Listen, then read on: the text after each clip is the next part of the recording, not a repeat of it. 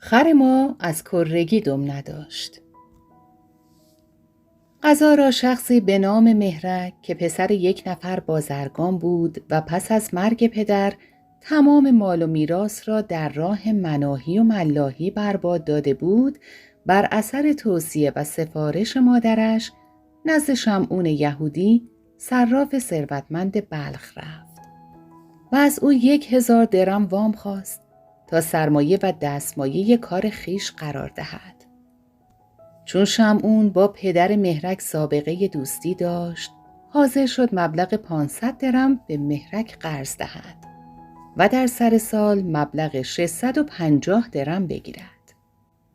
ضمناً از نظر محکم کاری در سند قید کرد چنانچه مهرک در موعد مقرر نتواند قرضش را بپردازد، شمعون مجاز باشد 5 سیر از گوشت رانش را ببرد و به جای طلبش بردارد. به همین ترتیب توافق به عمل آمد و مهرک با آن سرمایه استقراضی مشغول کسب و کار شد. اتفاقاً چون زرنگ و دستن در کار تجارت و بازرگانی بود، سود کلانی برد و سرمایه را چند برابر کرد. ولی متاسفانه معاشران ناجنس که از پیش با او آشنا بودند دوباره به سراغش آمدند و هنوز سال به سر نرسیده بود که سود و سرمایه همه را از دستش خارج کردند. شمعون مطالبه وجه کرد. مهرک نداشت که بدهد، ولی چون راضی نبود گوشت بدنش بریده شود، شکایت به دیوان بلخ بردند. شمعون برای آنکه زهر چشمی از سایر بدهکارانش بگیرد، مهرک را که روزی اعتبار و احترام داشت از بازار پرجمعیت بلخ عبور داد. در بین راه خری که قماش و مال و تجاره بارش کرده بودند در زیر بار گران از پای در افتاد و رهگذران به کمک خر و خرکچی شتافتند. مهرک برای آنکه کار خیری انجام دهد، شاید وسیله نجات و خلاصی او از دست شمعون شود، دم خر را گرفت و با زور بازو هرچه تمامتر به بالا کشید. خر بر نخواست، ولی دمش کنده شد و در دست مهرک ماند. خرکچی بنای داد و فریاد گذاشت و برای اقامه دعوی و دادخواهی به دنبال شمعون و مهرک روان گردید. مهرک بیچاره که وضع را چنین دید، از هول و اضطراب به هر سو می‌دوید و راه فراری می‌جست تا بگریزد. در این فکر و اندیشه‌اش بود که در خانه ای را نیمه باز دید. همین که در را به شدت باز کرد تا داخل خانه شود، زن صاحب خانه را که باردار و پا به ماه بود چنان تنه زد که به شدت اصابت جنین افتاد و بچه سقط شد.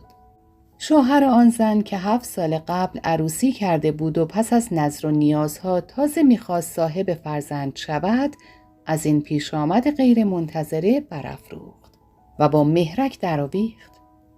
مردم جمع شدند و او را نصیحت کردند که به جای نزاع و مجادله بیهوده به معیت 2 نفر شاکی دیگر به دیوان خانه برود و به قاضی ابوالقاسم قلجه شکایت کند. دست جمعی به راه افتادند، ولی مهرک دل توی دلش نبود و از بخت بد و حواس پرتی دم بریده الاغ را به هر سو تکان میداد که ناگهان به چشم اسبی اصابت کرد و آن حیوان زبان بسته را از یک چشم نابینا کرد. صاحب اسب که پسر کنیز خسوره امیر بلخ بود، پس از جار و جنجال به جمع مدعیان پیوست و به جانب دارالقضا راهی گردیدند. در بین راه متهم بیچاره که محکومیتش را حتمی و قطعی می‌دانست، در یک لحظه از غفلت همراهان استفاده کرد و از دیوار کوتاهی بالا رفت تا مگر در ورای آن راه ناگریزی بجوید. از قضای روزگار از بالای دیوار کوتاه که اتفاقاً از داخل باغ بسیار مرتفع بود، به روی شکم پیرمرد خفته‌ای افتاد.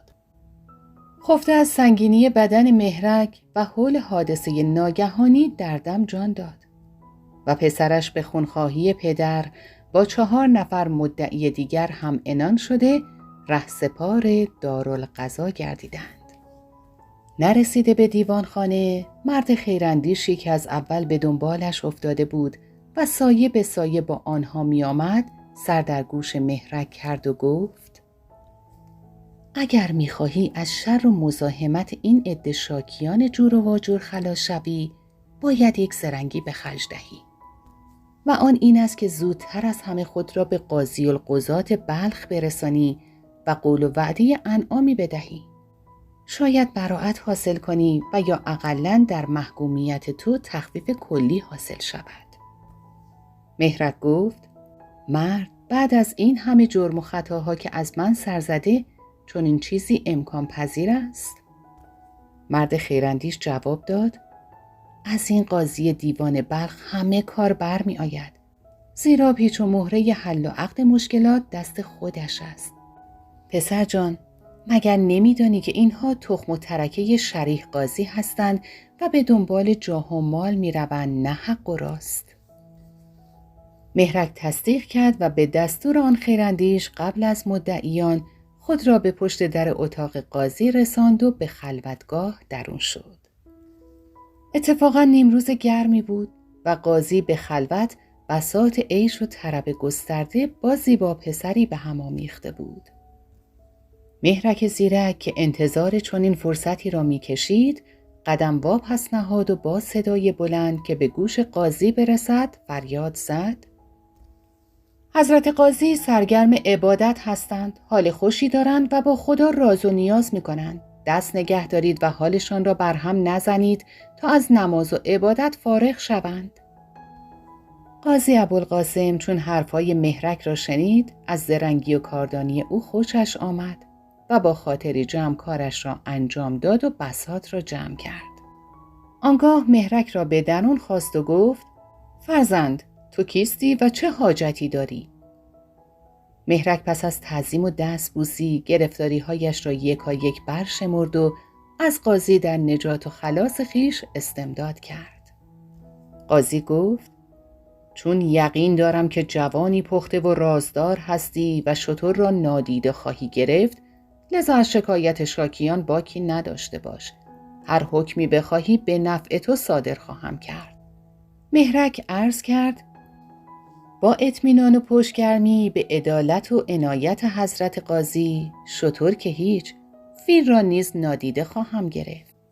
ساعتی بعد دارالقضا تشکیل شد و قاضی با ریش شانه زده و دستار مرتب و سجه در دست بر مسند قضاوت نشست و پس از بیان شرح مبسوطی مبنی بر خداپرستی، دین پروری، شرافت، عزت نفس، پاک نظری، بی‌طرفی خویش و بیزاری از جیفه دنیا، دیدگانش را به سقف اتاق محکمه دوخت و دعایی خواند و گفت: خدایا بیامرز و ببر. آنگاه دستور داد شاکیان به نوبت جلو بیایند و شکایت خود را مطرح کنند. شاکیان پیش آمدند و جنایات مهرک را برشمردند. قاضی ابوالقاسم پس از اصغای بیانات شاکیان که جنایات مهرک را با آب و تاب تمام شرح داده بودند، لاحولی خواند و با آهنگی غلیظ که ویژه قاضیان کلاش و کهنه‌کار است، به این شرح آغاز سخن کرد: رسم دادگاه‌ها و محاضر قضایی است که مدعیان به ترتیب و جداگانه طرح دعوی کنند. به علاوه شما مدعیانید و این مرد در معرض اتهام است. متهم را جنایت محقق و مسلم نیست. اکنون باید به قضیه افترا که در محضر ما رخ داده و جرم مشهود است، قبل از سایر مسائل رسیدگی شود. مگر آنکه همگی از متهم و مدعیان توافق کنید که رسیدگی به این قضیه فعلا مسکوت بماند. و البته می‌دانید که متهم در قضیه افترا مدعی است و شما متهم. پس از مدتی بحث و گفتگو، عاقبت مقرر شد که جرم افترا نیز در صف جرایم دیگر منظور شود و جرم‌ها را به ترتیب اهمیت رسیدگی کنند. ابتدا موضوع طلب شمعون مطرح شد.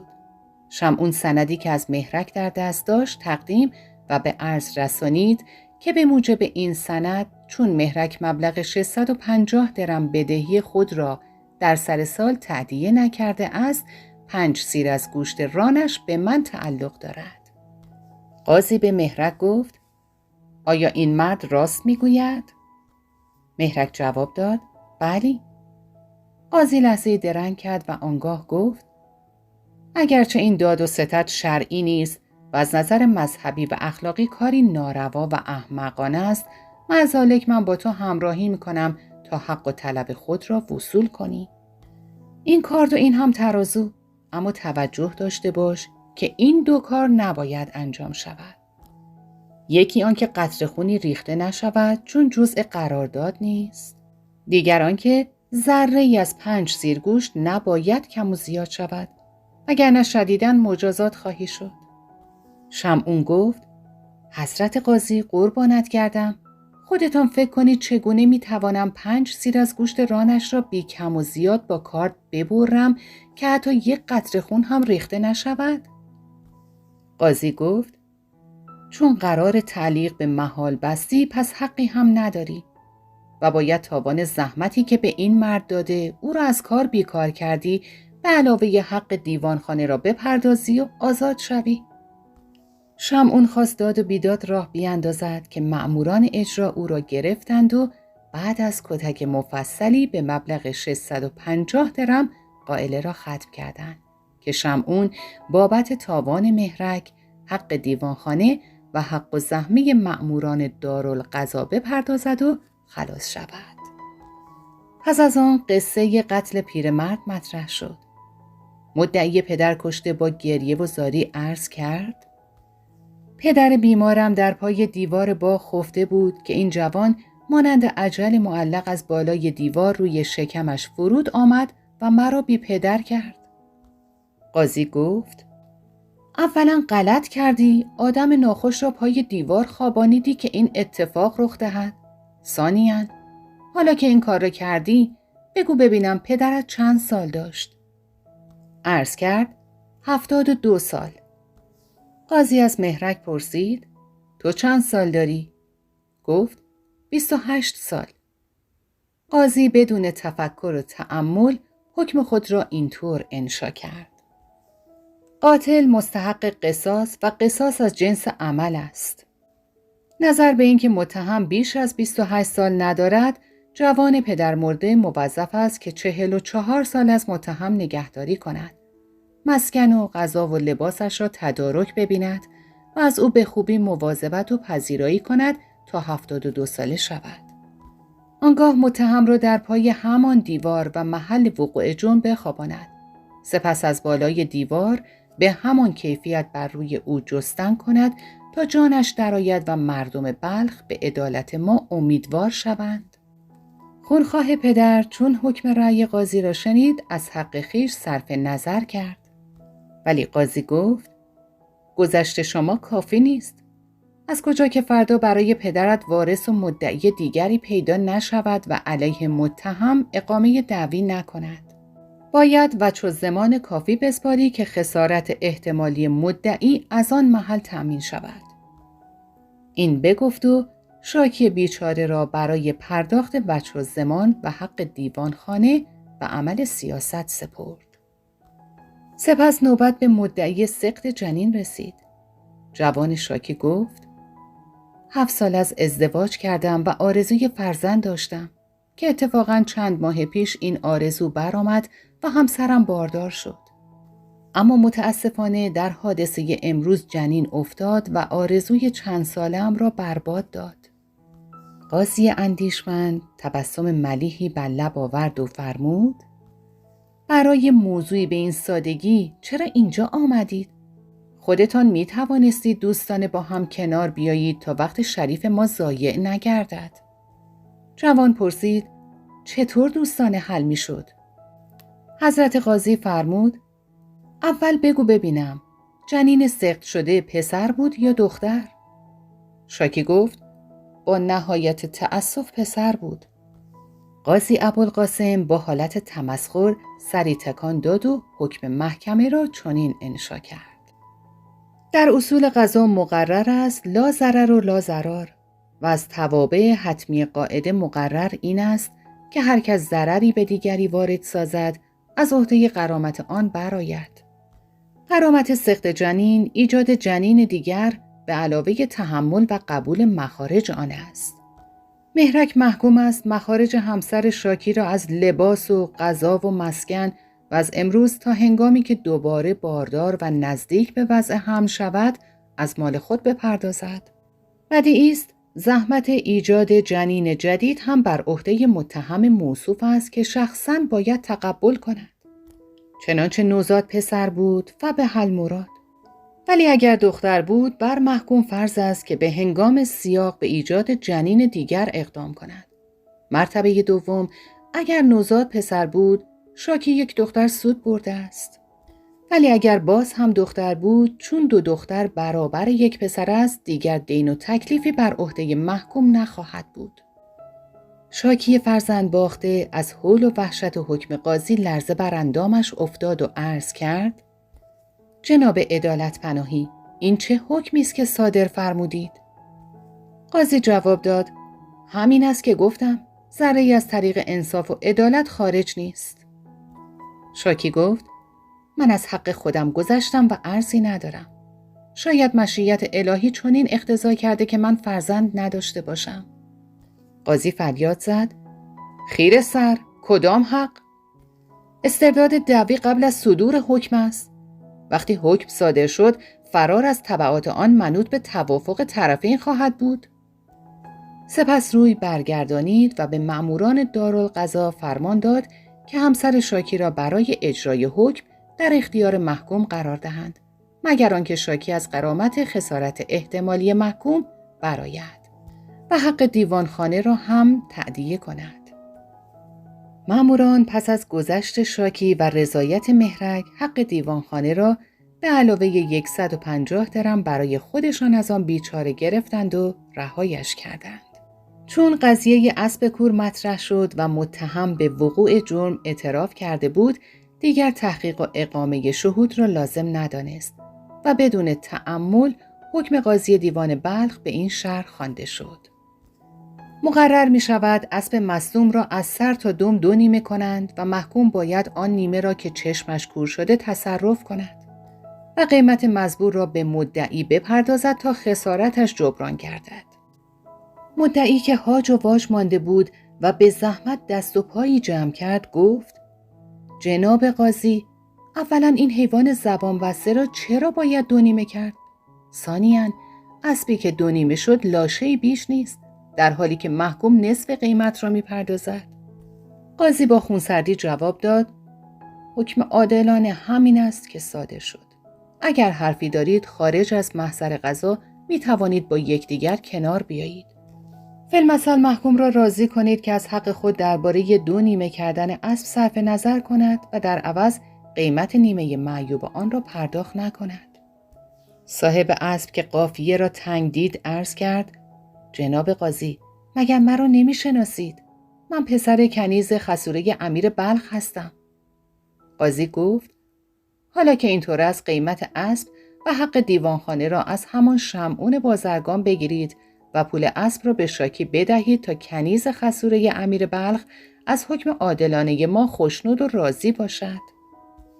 صاحب خر دم بریده که در تمام این مدت شاهد و ناظر صحنه‌ها و قضاوت‌های عجیب و غریب قاضی ابوالقاسم بود، حساب کار خود را کرد و خواست از اتاق محکمه خارج شود که قاضی متوجه شد و گفت: هنگام طرح دعوای شماست، می‌خواهی کجا بروی؟